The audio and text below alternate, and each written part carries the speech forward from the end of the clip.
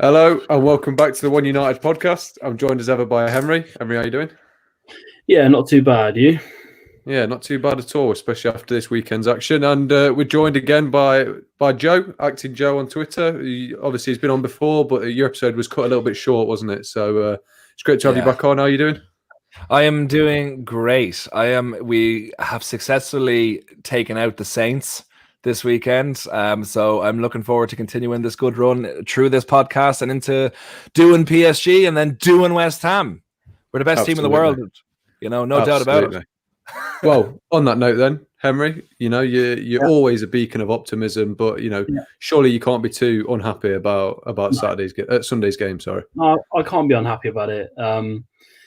More positives to take. Finally, we've put in a performance against a team that are slightly lower than us. The good away form continues. I'm more comfortable. I feel more comfortable when we play away from home than when we do at home. But that's kind of natural, I guess. You can kind of express yourselves and open up. Second half was fantastic, really was. Again, it's quick. It's kind of, we're always looking to go forwards. Especially in the second half. We probably couldn't say the same about the first half, but certainly second half.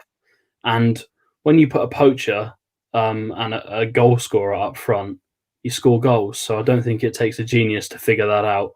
When you put balls into the box, Cavani's going to be there. So and he is that good. He is that good that he'll finish any chances he gets.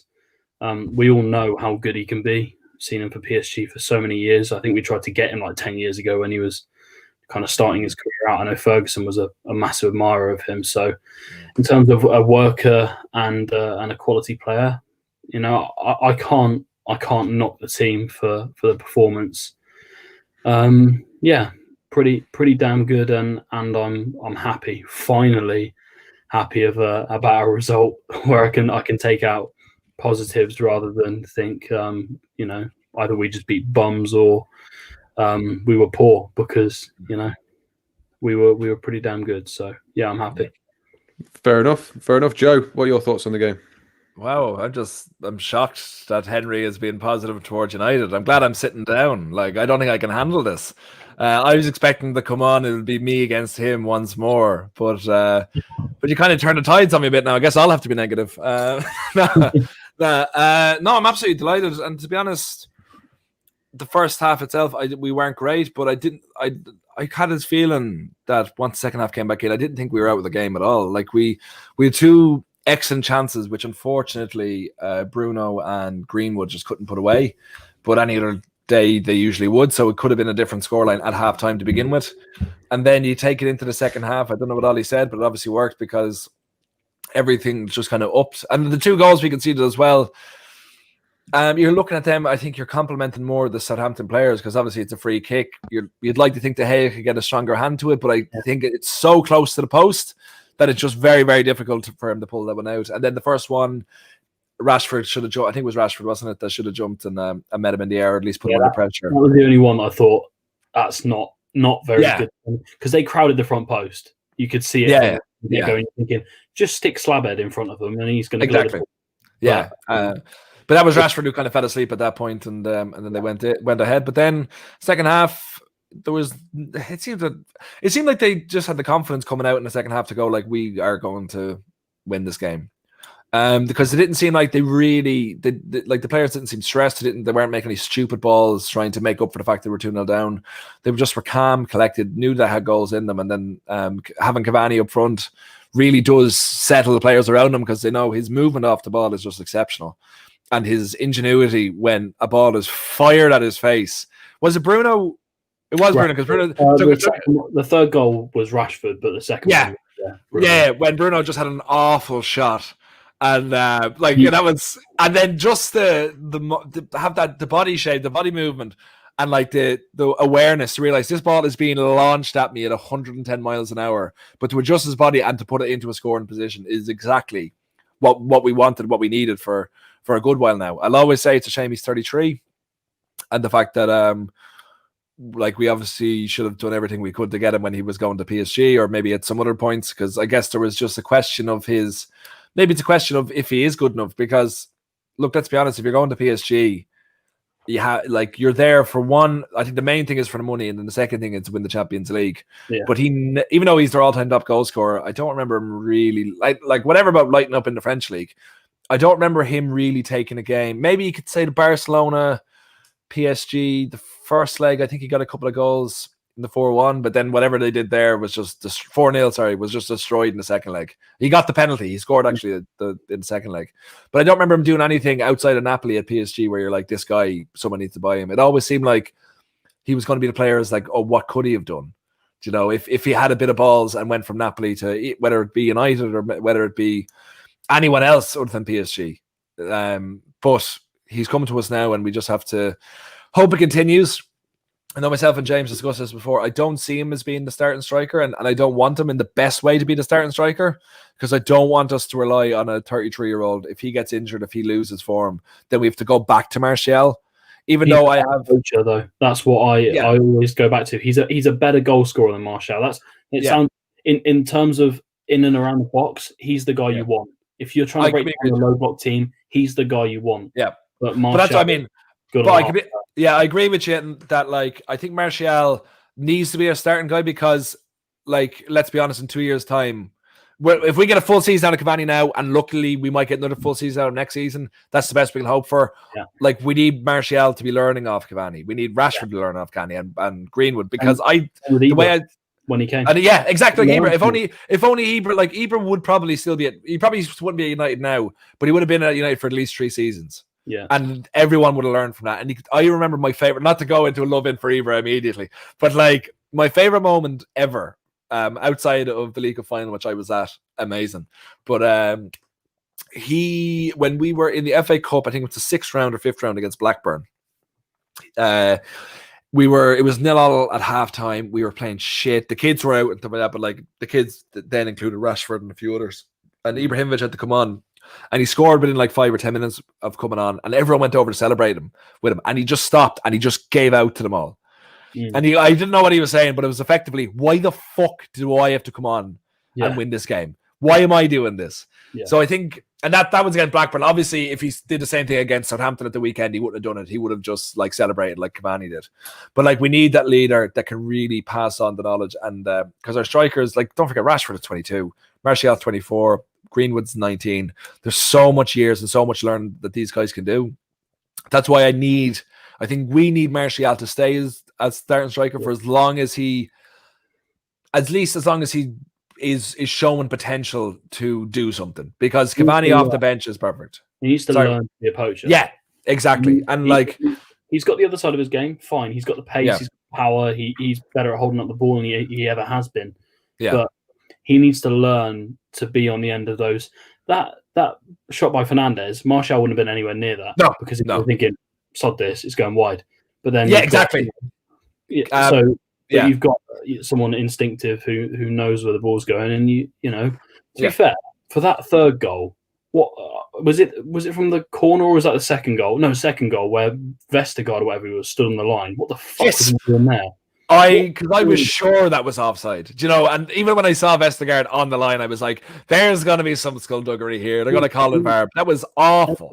I don't know how on earth, because I'm a goalkeeper myself. So if my defender stands in front of me when a ball's coming back in, I'm kicking him in the arse, telling him to get forward. What is he doing? He's standing in front of the keeper. But also the same thing, McCarthy should have. That's why McCarthy, like, I put up a tweet on the day, like, McCarthy had both a worldie and a shit show against United, because he made 2 horrific mistakes and then made up with them for class saves. But kind of stuff like that is why he'll never be your number 1 goalkeeper. He mightn't even ever get a cap. Like, if you're not screaming at your centre halves to get off the line immediately after the ball, because the ball was cleared, you know, it didn't, like, Bruno didn't take it out there. Like, that was a time for your centre back or your captain or your goalkeeper to screams like, move out. And they didn't. And that's, well, we can be happy they didn't. Can I just say Bruno yesterday, and this guy is an unbelievable player. He's a shit out as well. He dropped a 4 out of 10 yesterday, other than the goal. And first half, I think he tried like 10 passes and got 9 of them wrong. So, but this guy is just, he's an animal. He's just like, when it comes to winners and stuff, I mean, I saw the comments that he made, whether it was a podcast or something. He was talking to someone about playing Uno with his kid. And he said, "Oh yeah, I let her win a couple of times, and then I wanted to destroy her afterwards." This guy's like the fucking Terminator. Absolutely. His mentality is unbelievable. He's got a better mentality than anyone in that team. Not even a question. But there's an elite mentality to bring this chat to Ireland for a minute. Damien Duff, 2-time. Don't shake your head. You know it's the best part of every show. Damien Duff. It's who you should both know, but you might be too young. Good. A couple of time Premier League winner. Won basically everything in the game. He's retired maybe 5 years now. He rents out in his local five-a-side pitch. He rents out a five-a-side pitch to work on his right foot. On his own, he goes down, and just because he has to, he just has that in his thing of always wanting to be better. And that's what I mean, to make it to that level, to make it to, we'll even say, to be in a title winning side or be at a level where you're playing with one of the top clubs in the world, your mindset always has to be, I have to improve, whether it's always have that fighting thing of, but I have to win, or how can I improve myself in any capacity? And that's the only way you can stay at that level too. I've never known someone to drop a 4 out of 10 and almost win us the game. Gareth Bale, the whole time at Spurs at his first stint. But in terms of now, I couldn't think of anyone who could drop an absolute stinker and still win the game. Yeah, exactly. Win us the game. So and then you have fucking idiots. Well, one specific absolute simpleton who goes out of his way to badmouth him just to get views. And we're not, obviously, I can't even think of his name, but I'm not going to say his name. But that's what pisses me off about stuff like that. Like, anyone who says like Bruno is not a good player is just an attention-seeking prick. Like, respect how good he is, and the reality is that I'm not going to say he's at the level of De Bruyne, because I think in terms of actual quality, De Bruyne has a better pass percentage that hits the target. Bruno's a very percentage player. He is. Yeah. But in terms of impact on games, he's well up there with some of the best in the world. That's not even a question. Yeah. But as I said. Yeah. Sorry, Henry. I'd always been the same mindset. I would always say De Bruyne is better, but it's literally just because like Bruno's only been at a club for 10, 11 months. Yeah. Like, I'm always waiting for like the coin to drop or whatever the saying is, just for it to be like, oh no, he's actually not as good as we think he is. So if he's 2 years at this consistency rate, then I think it has to start, because it's the same way. It's the same thing. Do you know when people say Van Dijk is people say he's the best centre back in Premier League history? I'm like, no, because you have to wait I think you have to wait for a player to retire and then look back, because Van Dijk didn't play in the Premier League till he was 24, 25, and then he took him a while to get to the heights he's at now. So what if he just drops off again? What if he just 3 seasons? And I'm only using him as an example because I fucking hate Liverpool. But like, just say if he has 3 seasons of being the best centre back in the world and then he just goes horrendous, then it's looked at completely differently. So I don't think you can judge any player. Like, I think we can say De Bruyne is the best central midfielder or the best midfielder at all in the Premier League because he's been here for so long. Yeah. And he's been, even though he's not great this season. Yeah. Whenever he plays, he has an impact on the game. That's just how exactly. He is. Yeah. So, but in regards to all the stuff about Van Dijk and whatever, this Liverpool side needed to storm the league this year to be anywhere near Premier League history or whatever. Reality is they get 3 or 4 injuries, they're a bunch of bums. That's what happens. You saw, I know the VAR incident, whatever. It was a stonewall penalty for Brighton. People can argue it all they want, but they're just kidding themselves and they're talking bullshit because it was a penalty. You kick someone in the box, you're going to give away a penalty. Yeah. And I know you've got James Milner crying on Twitter about how, we need to chat about VAR. Well, you haven't said that the last 37 times you've got given decisions. Yeah. So, the reality is, this league this year is. I saw it at the start of the year and thought we're going to struggle, but this is an opportunity now because we're now in a situation where we could be 2 points off the top if we win our next game. And by the way, I know you might argue differently. We have been shit so far this year, other than the last like 2 or 3 games. Champions League been fine. Yeah. Other than the last maybe 2 games that we've played. But I think the thing is, I agree with you, Henry, but like pretty much everyone has. If we can up our level to what we played against Southampton consistently, if we can up that level to I don't ask for much. I know I'm people call me, you hate Solskjaer, I don't hate anyone. I just ask for consistency. That's all I want as a fan. Yeah. Consistency from a team. So I don't want to see us go and, we just beat Southampton, had a really good performance. I don't want to go and see us lose 4-0 to West Ham. Yeah. But as far as I'm concerned, that could happen. So I just want consistency in a side. That's all I want. Consistently playing well, performing at a level. I mean, we're not as bad as Arsenal, but then again, Arsenal aren't a big club anyway. So they really aren't. they're a bum team. So they've got the bloody Spanish exotic Tony Pulis in there, who's doing fuck all at the club, playing hoopball every game and relying on a bank to do something. After he signed his deal, and I think he's had like one shot on target since he's signed his deal. That's fantastic for a weak striker. So, but honestly, this is an opportunity this year. I think Spurs will be up there because that game has proven to me, the Chelsea game. Jose Mourinho is very clever. He selects games that he thinks, in like 60 minutes in, he thought, we're not going to win this game. We don't want to go and push and then lose and risk losing a point. So shut up shop, draw the game, happy days. You go away to Chelsea, you're in form, draw the game. I think he'll pick and choose which games he wants to win this year, and I think they'll be in top 4 easily.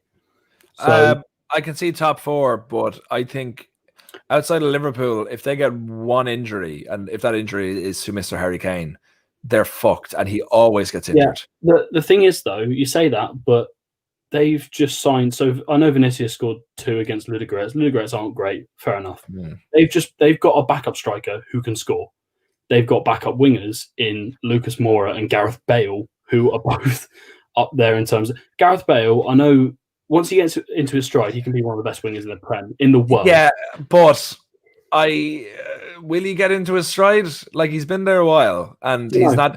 I be honest, I don't think there's as much depth in there because who did you say their new striker is? So Vinicius came from Benfica. Yes. He scored something like 20 goals last year for Benfica, which isn't too bad.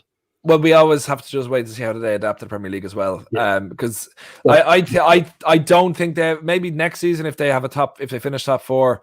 But I do think the Arsenal fall out with them eventually, and I think maybe. But their Prem side this year, if they can keep Kane fit, they are. Yeah, but no one can. Yeah, they need to sacrifice a virgin before every game to keep. Yeah, but what they're doing in Europa League is they're just starting a different team in Europa League, completely different team in Europa League. Don't risk Kane. Don't risk any of it. If they get knocked out in Europa League, solid, fine, doesn't matter anyway. But if they want the Premier League. Mourinho wants the Premier League, and so far. Any hiccups and they've made City look like a pub team. So I think we'll see. I think top 4 should be fine, but I think Mourinho will focus on getting a trophy this season because I think he's doing a thing of like, I don't think he thinks they can win the league. But I think he just wants them to get a trophy because then he can be like, look, I'm build on this for next season. Give me money. I don't think they'll do it this season. I think they will fall apart. I think Harry Kane will get injured because he always gets fucking injured. And Son as well is liable to an injury too. If the two of them are gone and the players that don't have experience in the Premier League, because Gareth Bale, I just don't think he'll do anything if I'm being honest.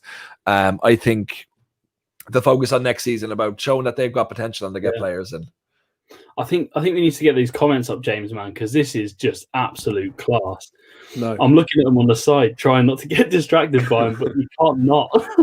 I think you need to get these comments up, mate. It's not happening. It's not happening. Well, I've had an incredible time sitting and listening to you, so I thought I'd influence the conversation. I forgot you were there, James. Sorry. Yeah, I did as well. I've actually nodded off. I've been to make myself a cup of tea while you're talking, but yeah. Just James, one thing. Then. Did you paint the wallpaper to match your jumper, or did you pick the jumper to match your wallpaper? Everything I own besides that bed sheet is this colour. This is part of my personality. But yeah, anyway, as you getting insulted from every sort of angle here, I'm going to leave my own podcast in a minute. But anyway, back on topic. So just to sort of round it off then, for this little segment, is Edison Cavani the best striker at United, do you think, Emery? Out and out goal scorer, yes. But in terms of what we play as, no. We play a different way to what he plays. We don't play whip it into the box kind of stuff. It's intricate little passes. So for our style of play, yes. But in another manager's style of play, it's probably Martial who's the best, but if you brought Mourinho in, Cavani would be best. So it's just dependent on managers. I think they're both top class, and that's all I'm happy about personally. So, fair enough, Joe. What are you thinking while I continue to read these comments? yeah, no, definitely. And I think the fact I think we were whipping a lot more balls into the box against Southampton, and the fact that that's kind of what we bought Tellez for, just that left foot, and also to make women go mad about him. But I think definitely is, and until I'd say next to him is probably Greenwood, because Greenwood is the best finisher of the ball like I've seen of someone that age probably since Wayne Rooney. Because I think that's slightly out of form he is, that he actually missed that chance against Southampton. But I think outside of Cavani, I think Greenwood is probably the best. Fair enough. Well, I'll just, I'll show you the sort of thing that we're coming up against here. It's just, I don't know Brian, but I do, but I'm going to pretend I don't. But anyway, I know full well he's just, this is my mate downstairs, he's written a load of comments on his phone and he's just spamming them all. But anyway, moving on, speaking of Edison Cavani, he's in a little bit of hot water after the game. He obviously, he put on his story what was meant to be a sort of a kind message to his friend that has clearly got a few racial undertones to it. So is he in hot water at the minute, Emery? He's obviously apologised, but what are your sort of thoughts on the situation? Silly boy. And by the way, Joe, just thought I'd let you know Grealish has scored, so okay. Even though I shouldn't cheer for him because he is a turncoat, but still, my fantasy football is happy. Anyway, yeah. I mean, he doesn't speak English, so I can't say he's done this on purpose, because he hasn't. We all know he hasn't done it on purpose. And it's a friendly comment. That the word that he used, which I'm not going to say because it can be, I can get in shit for saying it. The word he used is another word for friend or, mate, essentially over in South America. So it's been taken way out of context. I think it's it's been used against him by a lot of fans. I think United have released a statement and said he didn't mean to say it. He took it down straight away. The reality is he made a comment in his own language. I think we've taken it out of context because, you don't say thank you and then that word if you're aggressive or being nasty to someone. You just don't do it. So he didn't mean it.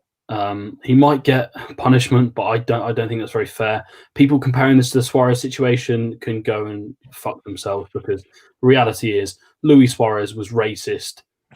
He meant to be racist when he said those comments. They've all come out, and then you've got the Liverpool fans wearing T-shirts in support of him.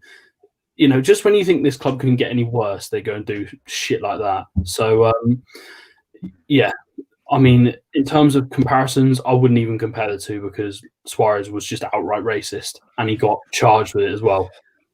Cavani might not mean it, but it's been taken, that way that he meant it. But I think it would be harsh to punish him for something like this. I know I'm biased, but I think it would be harsh because he genuinely didn't mean it in an aggressive or, he didn't mean any intent when he was saying the comment. It was just an offhand comment that, he's apologised to the club for. So, he didn't mean it. And, I think it's been blown a little bit out of proportion, but he shouldn't have said it anyway.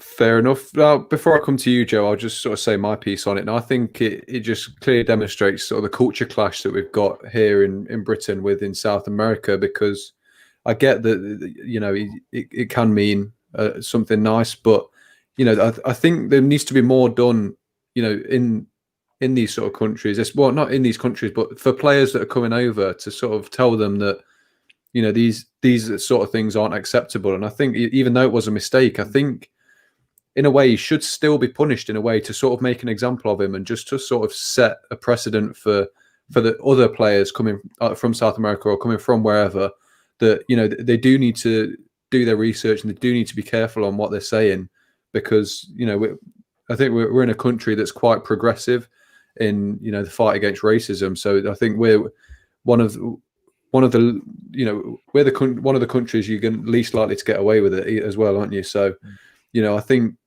he should be punished to sort of make an example of him. But I think I'm going to I think it's fairly clear what his intentions were, and they need teaching. Sorry, these players need teaching. They need liaison officers to tell them how to conduct themselves in. And this sounds terrible, dictating to an adult how to conduct themselves. But when you're in the spotlight that much, people will look at your stories within 10 seconds of it going up. So there's no way you can just take it down and it won't be seen, because that's not going to happen. So they need to be told by liaison officers or club officials, this is how it needs to work, guys. You can't say this, you can't say that. So maybe they need to have some sort of social media advisor. And you're right. It was a poor choice of words, but again, he doesn't speak our language, so he wouldn't have known that at the time. He would only got told afterwards, which he should have got told before, as you said. Joe, what are your thoughts on it? Yeah, I think he should get banned for a game. At least he, whether it's ignorance or not, it's and there's a precedent for the fact that Suarez is Uruguayan and used the same term. Obviously, the context is different, so it would never be the same level of punishment. So that's completely fine. But it's when you're coming over here or going over to England, you have to realize the things you're allowed to say and what you're not allowed to say. Like there should be once a year. I can't believe this isn't already a thing. There should be a sensitivity training where players are sent to just learn what the way to treat people, because that's just it. Cavani represents the club and represents his country and represents himself, and stuff like that just isn't appropriate at all in any capacity, whether he knows it or he should know it, for the fact that it has happened to his colleague over here, and that would have been huge news. And they were in Uruguay camp for several times, and you're telling me that phrase never came back, what he said, and no one said, but yeah, it's not a big deal here. And he went, it's a big deal over there. I realize I'm putting conversation in him out here, but the fact that it would never have been mentioned in the Uruguay camp, that they were both in for however many years, and the fact that it was said makes no sense to me. I think it's a lack of tact and a lack of care. So I think he should get punished for at least a game. And also, wasn't Bernardo Silva punished recently enough for a similar thing? So it was in the news again. So I genuinely don't think he can claim ignorance. I think the person who he's obviously said that to is obviously a very close friend of his. So I feel a part of me is like, it's him doing that, being like, I can say this because this is my friend, and like, that's it, that's fine. But the facts are, you just can't. So I think he deserves to get in trouble for it, and he deserves, whether it's a ban, whether it's a fine, whether it's both. I think every player, when something like this happens, the first thing should be sending them to a sensitivity training, so they can learn. Don't you think? Hold on a sec. Don't you think this? And I don't want to start an argument, or whatever. But don't you think this underlines the problem we've got in this country? Well, I'm not in your country. No. Well, in the UK, I'll say. In the UK and Ireland. Okay. Thank you. You saved yourself there. I was going to say, I'm not in the UK. Sorry, go ahead there. In the home nation. No, we're not a home nation. Just stick with UK and Ireland. That's fine. Whatever it is, you all speak fucking English. So, you know, same. Remember, you're about to bring back up a war that I'm going to say, hundreds of years. 700 years you were in my land. That's why I speak your language. Honestly, sorry, I'm talking UK and Ireland, but to me, Joe is no different to I got you. I'm only playing. Sorry, go on with your point anyway. But anyway, there needs to be some sort of I think it's a bit of ignorance from our country, in the sense that when they come over here, you don't tell them anything. You just let them conduct themselves the way they want to conduct themselves. The reality is, back in Uruguay, if he makes that comment, nothing happens. If he makes that comment while he's at PSG, probably nothing happens. If he makes that comment, on international duty, nothing happens, because it's quite normal for him to make that comment in general, because it's not meant in an offensive way unless you target someone with it, which, Luis Suarez did. Yeah. But I think that it's partly ignorance on our part when someone comes over from a different culture and speaks the way they speak in that culture without us telling, he has never played in England. I know he's got friends and stuff, but he personally has never played in England. So he doesn't speak the language. He doesn't know what is acceptable and what is not because he doesn't speak the language. That's like me going over to South America and speaking our language, and they find something offensive that I said in English, and then I get targeted for it. No, when he comes over, he needs to be taught by a team. Every player needs to be. They need to have maybe lessons or how to conduct yourselves on social media, because people, not just South Americans or Europeans, English people have got in trouble for saying stuff on social media as well. Every player has said something, I'm sure, in their career that they regret. Yeah. So there needs to be some sort of, I know you've got liaison officers and all that stuff. That's just to help with personal life. They need to teach this to. No, I completely agree with you. And I say, for example, Palestri, whoever say his name, and Diallo, were both signed in the same window. Because they're kids, they're going to be put through a rigmarole. But Cavani's signed as a star. Like, no one's going to tell him what to do, or like, you're supposed to say this, supposed to say that, or will kind of lightly say it to him. They won't say you have to do it, because he can do whatever he wants, basically. Yeah. The senior team can. But, like, to say that he doesn't know, I just can't imagine when the Suarez thing happened, which was huge news in here and in the home country, international duty, and it was never brought up. What did you say? This is what I said. And then people going, that's not a big deal. To say that it's not in the back of his mind, I think is a bit... Might have been. But we all make comments just straight. But I understand that. I understand he's talking to... I'm sure he's speaking to a Uruguayan who knows the context he's talking about. Yeah. But he has to realize that he's... Because the direct translation to that is not... it's not something you can get around, No. And the fact that it's not in an English-speaking country doesn't really make a difference. It should be a case of you can't do like this. That's what I'm saying. That's what I'm trying to say. When anyone makes a racial abuse or does a homophobic abuse, as well as who was your man at Preston who grabbed Darnell? Yeah, he should be, as well as being banned and fined, he should be sent to sensitivity training to be like, this is why you can't do this. Every single, it should always come with this, with that caveat of no matter what, as long if you're attacking someone for something specific to them that they can't change, then you should be punished by learning more about that. But I think it shouldn't be acting after it's happened. For me, it should be. I agree with you. Prevention of it happening in the first place. Because if this doesn't happen, we don't have this conversation. He doesn't get talked about. He just gets talked about for his goals, not the fact that he's made a comment offhand that he didn't realise was a problem. So, I agree with you. Rather than intervention is probably a. But I think that's the way it is going to be going forward. I think like Cavani is at 33, is like a dinosaur in the game now. So you can't change his way. But I imagine when players are coming in now, because social media wasn't around when he was coming through. So it's like kids now are being told, "What would you put up? Just this, just that, whatever." And then I'm sure if they get to senior team and they're a star player, they can do whatever they want then. But like everything is being micromanaged from the age of 15 up. But he's just from the old guard of having a slight bit of allowed having a little bit of free thought to yourself, which has led to this. But hopefully, I'm sure he will get a ban, and I do think he deserves a ban of a game just to send out that message. And he does an apology, and if the sensitivity training, if that all happens, then happy days, because not only has he been punished for doing something wrong, but he'll also grow as a person, which is kind of what we all want to do after we do something. I'm not saying this is good. I'm not saying this is good, but maybe it's raised the conversation that we weren't going to have in the first place. Absolutely. That needed to happen, and it didn't. It shouldn't have needed this to happen, but it sort of has to raise the issue in the first place.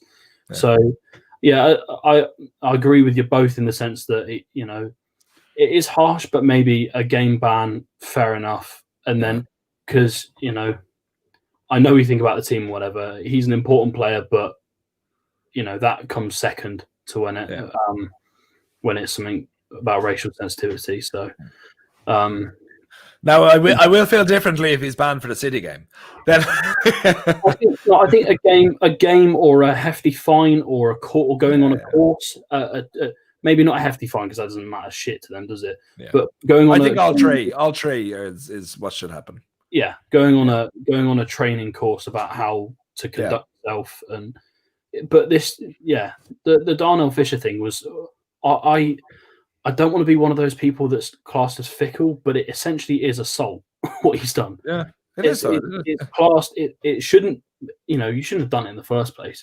Yeah. And we saw Vinnie Jones do it to Gaza years and years ago. But there was something a bit darker of Vinnie Jones, but that was literal assault. Like, but that was taken lightheartedly. Whereas you just can't. You've got to realise the times. You can't do that now. And no. And although I'm sure Callum Patterson didn't really mind it, I'm sure he seems like a kind of bloke who doesn't give a shit about anything really. The way he conducts himself in his career, he's just kind of, I'll just play football, enjoy myself. Yeah.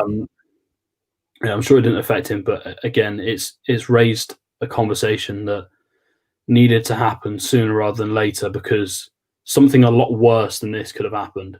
Yeah. In terms of saying something on the pitch, as Suarez did. But something a lot worse could have happened, and raised a different conversation, which I don't think anyone really wants to happen anyway. So, but yeah, fair enough. I can't argue with anything anyone said. Again, I'll just take a bit of a back seat, but I don't mind. So anyway, moving on. So we'll stick with the Cavani theme. Obviously, Wednesday, I believe the game is. We're coming up against his old team in PSG. It's probably the biggest game of our season so far, isn't it? We've put. I'd say we've put in the hard work, haven't we? We've beat PSG and Leipzig. We're 1 point away from qualifying, and it's very, very United-like to just throw it away right now. So, in my mind, it's probably the biggest game of our season so far that we've played. But in the Champions League, 100%. Yeah. No, I still wouldn't say it's the most important game, because I think the most important game. What? Champions League, we're through. Get us out of the way and we're through. I get that, but I think the away leg and the first two games against Leipzig and PSG were more important, because we needed to get off to a good start. Yeah. I think they're all important. I think we're in semantics here, but you know what I mean. I wouldn't say because the most important game is a game we need to win. But when a game where you can qualify by drawing, I think brings down the most important current game. That's the most important match on a Wednesday. Yeah. Okay, that's fair. We'll agree on that. You can continue now, James. Thank you very much. So I just wanted to know from you, Henry. Obviously, it's possible that Alex Telles might not be playing. Obviously, he came off early, sort of before full time against Southampton. David De Gea is looking like he'll be injured. Twanzebe's banned. So, how do you line the team up against PSG? Thought of Brandon Williams playing left back is making my skin crawl. And that's not because I dislike him as a player. He is young. It could go one of two ways with him. That's what I'll put it as. He could have a fantastic game, and he could pocket Mbappe or pocket Neymar. He could, but he could also have a stinker and get ripped apart by one of the best players in the world. So they've now got Icardi fit. He was fit for the Bordeaux game. Obviously didn't start, but he will. I'm pretty sure he'll start. And they'll start with a front three of Mbappe, Neymar, and Icardi, and maybe Di Maria just in behind as well. So they will attack. That's what they have to attack. They have to win this game. If we beat them, they're into the Europa League. Yeah. The thought of me, I would never have thought in the last 5 years we'd be going into a situation where we can beat PSG and stuff them into the Europa League. That thought makes me horny. I was going to say erect, but yeah, it's the same thing. Yeah, the thought of being able to stuff those morons into the Europa League, because, by the way, I dislike PSG with a passion. Not like many other clubs. The cheating, the diving, the crowding the refs, screaming in his face, all of that, they do it because that's just who they are. Yeah. They did it, knocking them out of the Champions League last year was fantastic. It was amazing. And was it year before last year? Yeah, it was last year, wasn't it? No, year before. Year before, sorry. With the Dalot decision. Penalty, yeah. That for me, that's brilliant. It just stuffs it up them because I don't like them. I don't like the way they play, the way they conduct themselves. Yeah. But they're not taught not to do this. They're taught to push it as far as they can. You see Neymar with his little childish tantrums and whatever. So nothing would make me happier than stuffing them into the Europa League and saying, you sit down, you're not a big club. That's the reality. You've got a load of oil money behind you. you're a shit club. You've got no history. Last 20 years is your history, and no one gives a flying fuck about you in the first place. So to stuff them into the Europa League would be fantastic. But saying that, to put Leipzig into the Europa League would make me just as happy, because they're a team that they tried all the tricks in the book against us at Old Trafford. They even tried. The manager even tried to wear that fucking coat, that stupid ass coat. I don't know what the hell he was thinking. It's some sort of fashion statement. And they got slaughtered 5-0. So I would happily win this game and watch them crawl back into their hole where they belong. So I dislike PSG with a passion. And in terms of lineups, just attack them. Their defence is a mess. It really is. I watched them against Bordeaux, all over the place. Bordeaux, who, by the way, finished I think they finished 8th, 9th last year in Liga. Mm-hmm. And they have had poor performances after poor performances this year. They've been shocking. Lost to Monaco, drew against Bordeaux. I think they lost to Dijon away or something. So they have been crap this year. And to go at that defence with pace, with power, if Martial's fit, start him. Maybe Cavani. Hopefully nothing happens before that game, because I'd like to see Cavani score a hat-trick against them. That would delight me to watch him stuff it up his old teammates for saying, you didn't give me enough, so I left. And this is what you're missing. So, don't defend. That's all I can say about Solskjaer. Don't defend in this game. We play best when we attack. We play best when we go at teams and try and rip them apart. And start Donny, for God's sake. That guy is unbelievable, fantastic, composed. He reminds me of Scholes a little bit. Ooh, my dad said the same thing and I hit him. In terms of composure and how relaxed he is on the ball, when he's being pressed by 4 players, he doesn't panic. He doesn't boot the ball out of play or whatever. He's composed and calm. He does things the Dutch way, is what I'll say. Yeah. And it works perfectly in the team that we've got.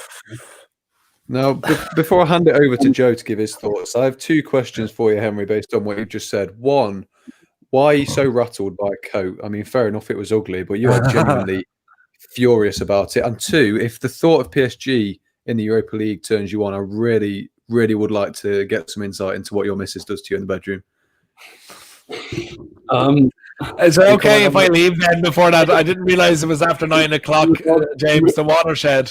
In regards to the latter, I'll leave that to your imagination, mate, because that's up to you. Jesus Christ. Right, Joe, just tell us what you're thinking, please. Make him shut up. Yeah, Jesus Christ. Now I'm only thinking about him riding no one, because I don't know what your girlfriend looks like. Yeah,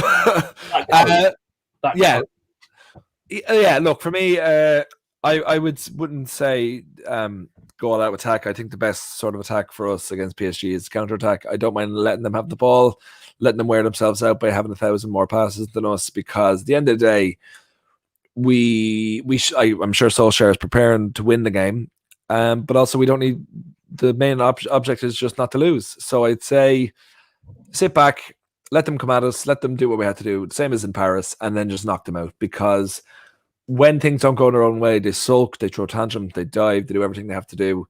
So we have to make it as uncomfortable for them as possible. And I do think if we pile forward, their attack is so strong that they can just tear us apart, no matter how well and how structured we're doing right now. And especially if at the cheers, Brian. I agree with the last one. Our day will come. But he will. Yeah, so I think don't make it an entertaining game. Just hold back, let them come at us, and then hit them on the break, because their attack is better than their defense. And our defense probably isn't as good as their attack, but it can be if we just bully them into it. Fair enough. Well, I don't really have anything to add on what you've said, really. I think we need to go for them. There's going to be that chance that we get caught on the counter, but like Joe said, we don't need to win, so a draw is acceptable. It's still acceptable result. Jamie, how much have I missed? You've not missed much. Just Henry telling us what his preferences are in the bedroom regarding football. So it's probably just that you're right. Henry just kept saying he liked balls in the bedroom, so I don't know if that. Yeah, he spent about 5 minutes talking about grabbing balls earlier as well. A little bit on that coat, by the way. Okay. That fucking coat. I can't remember. I'm gonna have to Google it. Honestly, the man looked like he should be in a Pet Shop Boys concert. It was embarrassing. Why would you turn up to one of the biggest stages in the world and make a fashion statement? You fucking idiot! They deserved on the bounds of that one item of clothing deserved to lose that game 5-0. Oh Jesus, yeah. Sorry, I forgot what the coat was like. Oh my Christ. Yeah, try and make a fucking fashion statement in one of the biggest games of your managerial career, and you get stuffed 5-0. You deserve that. Absolute moron. I'm going to buy the exact same coat and wear it to the next lecture we have in uni, just to really rattle you. On, mate. I will not be the only one laughing at you if you do that. I can guarantee you that 100%. James, I'll applaud you. You do anyway, I think. Yeah. Well, no, this one would be more sarcastic than usual. Right, yeah. But yeah, just before we move on, do you want to translate that for us? It's probably not. It's Shukr. It means our day will come. It's the it's the IRA's motto. Oh, okay, yeah, never mind. I regret yeah. I was gonna. That's what I mean. I was trying to get away without actually saying it to you. But yeah, it's up the ra. Anyway, fair play to you, Brian. Brian, that was my favorite one you did of the night. Brian. I don't know where you got that. Fair play to him. Is he Irish? Yourselves and you fucking put no, I know full well he's not Irish. But anyway, speaking of Irish people, this is a little segment that I haven't told you about that I wanted to talk about. Now, you know, Jack Grealish scored earlier, and obviously there's a lot of hatred in Ireland for him because, you know, believe it or not, the English-born and bred player chose to play for England. But you know, shock her. He decided he was English right after England were like, "Hey, come over and play with us," even though he played for Ireland for 5 years. But yeah, suddenly English. This is good because this is the debate I wanted to sort of start, because I thought who better to ask than someone from Ireland. That, you know, with Grealish and Rice, what exactly angers you about what they've done? I'll be honest, Grealish not as much anymore because Rice just completely over. Like, we were all upset about Grealish, but that was mainly because he was an exceptional player, and he had said for a long time that he wanted to play for Ireland, that he felt he was Irish, and he actually won the Young Player of the Year award, and he said he was looking forward to getting him with the senior team. And he was like, he's proper. I know he's a second gen, but like he played the national sport in Ireland is GAA. It's an amateur sport, but like, the final is in 2 weeks' time. I'll send you a link to it. It's a fucking beautiful game. But like, that would get 60,000 people, 80,000, 85,000 people at the All-Ireland final. But he actually played for Warwickshire GAA club and came over and played in Croke Park when he was like 15 or 16. So he's very in touch with his Irish roots. But then what happened was Martin O'Neill tried to call him up against whoever it was, and he turned us down because he said, I want to think about it. And then we all knew it was going to happen. It went on. I feel like it went on for a year. I think it was in around that. And he said, I've decided to play for England. And we were like notably pissed off. But then after a while, like, I'm like, it's fine. I don't really care. It's annoying that he came up through the ranks and said he wanted to play and all like that. But look, go on. We'd rather have a player who wants to be there. Problem is with Declan Rice, the rat, is that he actually played for the senior team 3 times. And got man of the match, and said on many occasions that he wanted to play for Ireland. He was so committed, actually, that after he played for the senior team, he went and played for the under-21s in the same day, or in the same like following day or something like that. So he was properly committed, and everything was going great. And then out of nowhere, when he was going to get his first senior like official cap, he decided that he needed time to think as well. Because he got assurances off Gareth Southgate and went there. So like with Grealish, I genuinely am like, I don't actually care. He's playing great for England. Go on. But with Rice, I never want him to have a moment of joy in an England jersey. If you guys win the World Cup, I would hate that, but I would be okay if he wasn't in the squad. If Grealish won a World Cup, I'd be like, grand, that's fine. But if he was in the squad, if he was in the squad, I would actually be happy with him being left out of the squad and you guys winning the World Cup. But he's an absolute rat. And all these West Ham fans are saying like, oh, because I whenever he posts anything, because it's always like, oh, I'm fucking English and this and that. It's like, you weren't English though. You weren't English when we brought you in underage, and fuck you, Henry, you prick. And and we brought you up to the level where, and then suddenly you're English. So and then my favorite thing is, speaking of the IRA, he posted loads of things on Twitter when he was like 16 playing for Ireland about being in the IRA and stuff like that. And that was my favorite thing. But then when he got called up to the England squad for the first time, there was very little respect paid to Ireland. He was like, I'm English, I've always been English. And then he showed us absolutely, if he just said something along the lines of like, look, I'm Irish, I am English. I played for Ireland for a long time and I really enjoyed my time there. But I just feel like the best thing for me is to play for England, rather than be like, I'm English and I've always been English, because that's just spitting in our faces. Like, yeah, I think, Grealish had a lot more. Yeah, the way Grealish did it, and like, thing is, with Grealish, he played for the under-21s. I do genuinely think he wanted to play for the senior team as well. I like did really want to, but I think like he was like 18 or 19. His dad was his age, and like the club were like got him to think twice, and it actually was a struggle for him. But with Declan Rice, he wanted to play for Ireland because he wanted to make his nanny happy, bring her home a jersey, and then he was never had any intention to play for Ireland. So, and Michael Keane actually as well, which is the less known one because he's shit. He played with Ireland under 21s, but then when he obviously played for England a good few times, but he said around the same time he was like, "Oh, I played for Ireland, but that was only to get noticed by England," and no one cared because he's shit. But he still would be starting centre back. Yeah, I think I can see why it's frustrating, and I think Rice definitely handled it wrong, but I think from a selfish point of view, you can sort of see where he's coming from not where he's coming from, sorry, but why he made the decision. You know, he's more likely to play in an international tournament and all this. This isn't me calling Ireland bad. I just think I'm stating the facts here.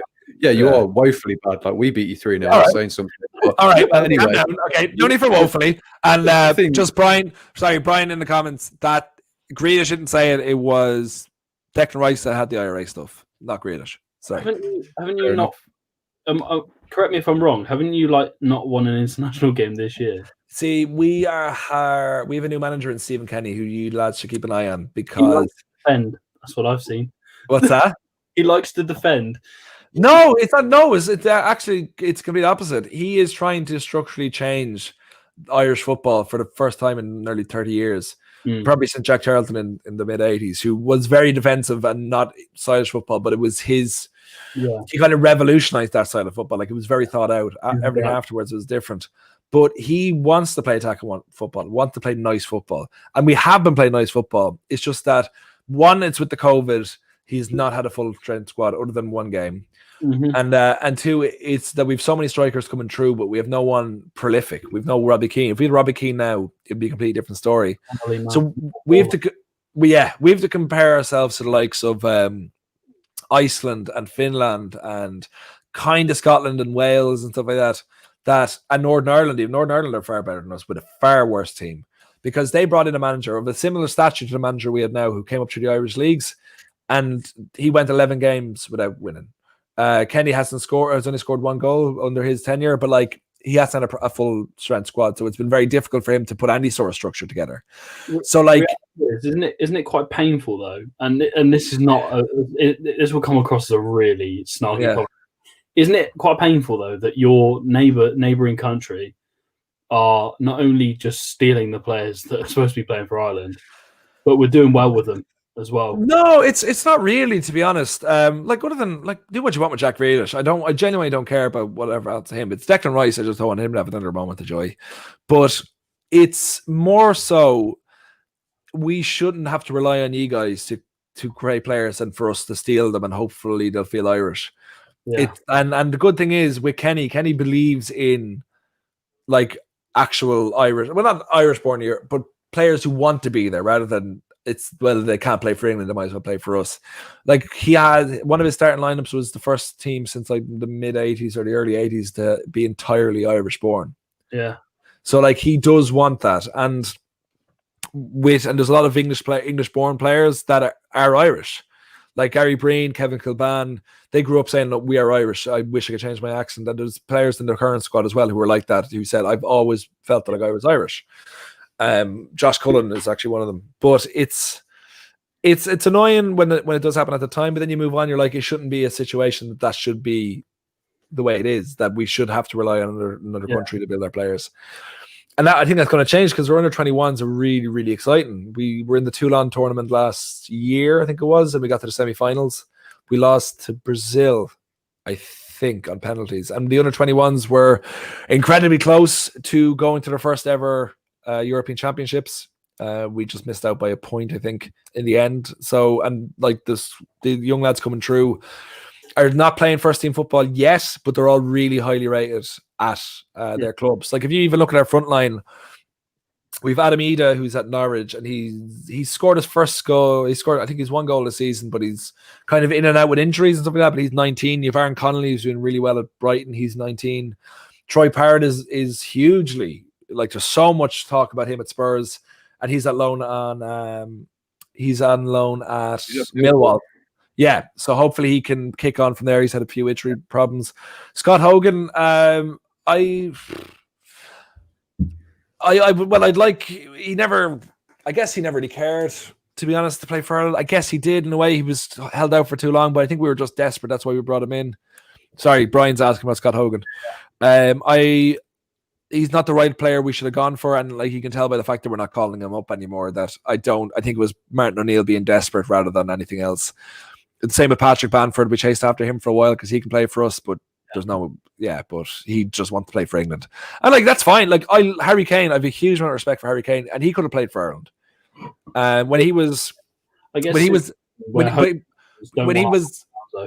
What's that? Our home nations like Wales and Scotland.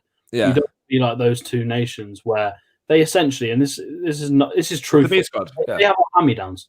Yeah, absolutely. And Ireland, we can't break into the England squad, play for Scotland. But it's the same for Ireland. That's the way Ireland was for years, and Northern Ireland are the same. But like with Harry Kane, he couldn't play for Ireland. He was approached when he was on loan at Leicester when he was a nobody, and no one thought he would become the player he was. And he said, "No, my dream is to play for England." Even though he looked a million miles away from it at that point. He was on the bench at loan at Leicester, and he did that. So like, I have all the respect in the world for him and for players like that who have just, and Mark Noble. I love Mark Noble. Mark Noble turned down Ireland because he said, I think it was through his grandfather, he's like, I could play for Ireland, but I never loved Ireland. Like, I never wanted to play. Like, I'd be taking the place of someone who dreamt about playing for Ireland. And you're like, that is huge amount of respect. I fucking love if he did play for Ireland, but it's a shame. But yeah. Oh, yeah. I know you've got to run off because it's after 9 o'clock now. But I just had one last thing. It's like a simple sort of yes or no question. But do you think things like this, you see it a lot in Africa, where a lot of African players choose to play for France and stuff like this. Do you think that's what's sort of holding back countries like Ireland? And you know, I think most notably recently was Adama Traore turning down Mali for Spain. Do you think that's holding back these nations and just making the main nations stronger, or you know, how do we sort of address this problem? Well, there's nothing really you can do other than change the eligibility clauses for each country. But I don't think, like, the fact is, like, we don't know what it's like to have a dual nationality. I have cousins who are English and Irish, and if they had to make the decision of picking one, some of them would find it very difficult because raised in England to an Irish parent or Irish parents, they kind of are caught between two worlds. It's kind of the same because counties in Ireland are very kind of like, there's a lot of rivalries because of GAA, like I was saying earlier on. I'll send you a link to it, guys, later on. You can check it out. It's literally the best field sport in the world, especially hurling. So, like, you'd have guys going around, like, I'm from Kildare, wearing Kildare jerseys one day, but the next day they might wear a Dublin jersey, might wear a Mayo jersey, because one parent's from the other, one from the other. So, like, who do you support? I support both of them. So if they don't have to make the decision, but if you ever have to make that decision, I can't imagine how difficult it would be.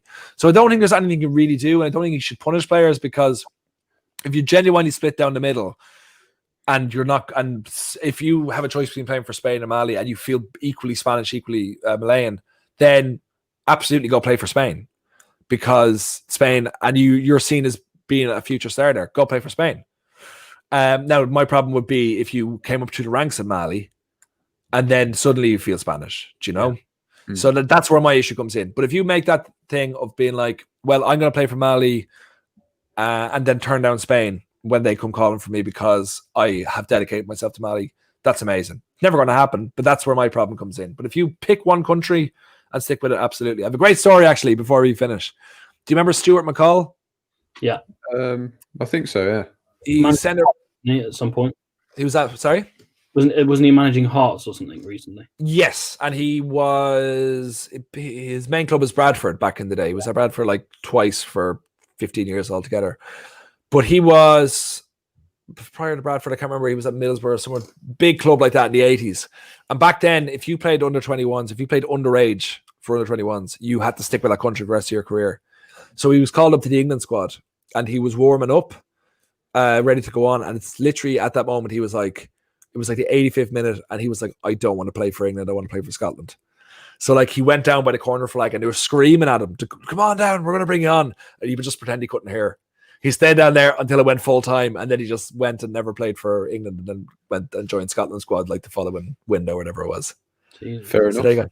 That's what you want to hear. And Scotty McTominay as well. Fair play to him for choosing Scotland. That's not an easy choice. And he's young. He definitely could have a future. You never know if he truly felt that he wanted to play for England. Like loads of like the likes of Bamford, it looked like they couldn't get in the squad now. You never know. So absolutely fair play to him for making the choice that was best for him as a person, not just best financially. So huge respect for people like that as well. Absolutely. Yeah. Well, on that positive note, then it's very, very rare we end it on a positive note, but we'll end it there. Joe, brilliant to have you on. Thanks for coming on. It was a really great discussion.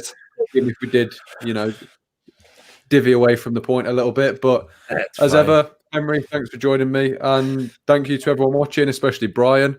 We know who you are. Come on. But yeah, be sure to like, comment, and subscribe if you enjoyed the video, and we'll see you next time.